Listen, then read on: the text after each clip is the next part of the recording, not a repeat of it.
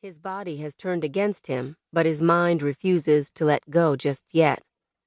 Not until the book is done. When he asked me to help organize and fact-check it for him, I couldn't say no.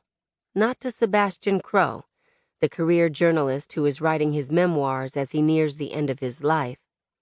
Writing it as a love letter to his dead mother and an apology to his estranged son. Also as an explanation to the lover he has abandoned. What I have read of it is beautiful, but it means that he is spending his last days living in the past, because there is no future. Not for him. Whisper nudges my hand. She is restless, on edge. She feels it too. I put her on a leash because I don't trust her mood, and we walk to the park across the street.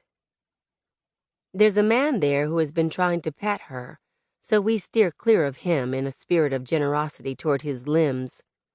On the other side of the park is a pathway that hugs the coastline. Smoke from unseen fires lingers even here. Not even the sea breeze can dispel it. We walk, both of us feeling uneasy, until we circle back around to the park. I sit on a bench with Whisper pulled close. The man who has been watching me walks right past us. Nice night for a bit of light stalking, I say. Don't you think? The man stops, faces me. He opens his mouth, perhaps considering a lie, but shuts it again. My back is to the dim streetlight that overlooks this section of the park. Whisper and I are just dark shapes to him, but he is fully illuminated. His coat is opened, and at his neck there is a long swath of mottled skin running from the hinge of his jaw to his collarbone. It looks like new skin tried to grow there once, but gave up halfway, leaving behind an unfinished impression. He's an older man, but I find his age hard to place. Whatever it is, he has used his years to learn how to dress well. Sleek jacket, nice shoes. It doesn't add up. A man, careful with his appearance, who spends his evenings sitting in a park and following women as they walk their dogs. We wait in a kind of charged silence, all three of us. Whisper yawns and rungs her tongue over her sharp canines to speed things along. He takes this as the threat it's no doubt meant to be. Your sister told me where to find you, he says finally. If he thinks that's supposed to put me at ease, he's off his meds.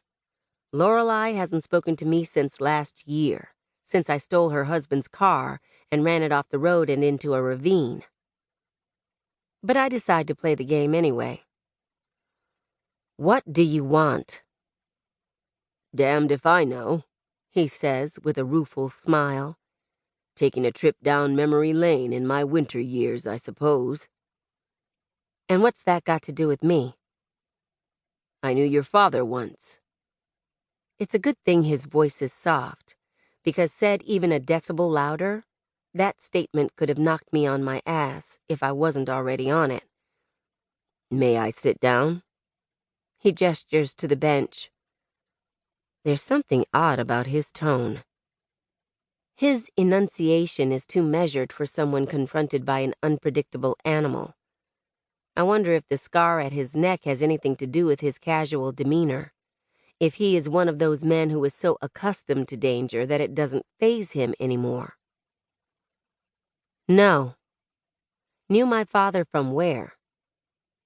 He pauses in his approach and considers Whisper's bared teeth. Lebanon. You know he served with the Marines there, right? I ignore this because I did not know that. But if it's anyone's business, it isn't his. Doesn't explain why you're following me. He swipes a hand over his face. The tips of his fingers pause at his scar. He notices my eyes flicker toward it. From Lebanon. An explosion. He considers his next words carefully before he speaks. I said I'd check up on you if anything ever happened to him. I laugh. You're a few decades too late. I'm not a very good friend.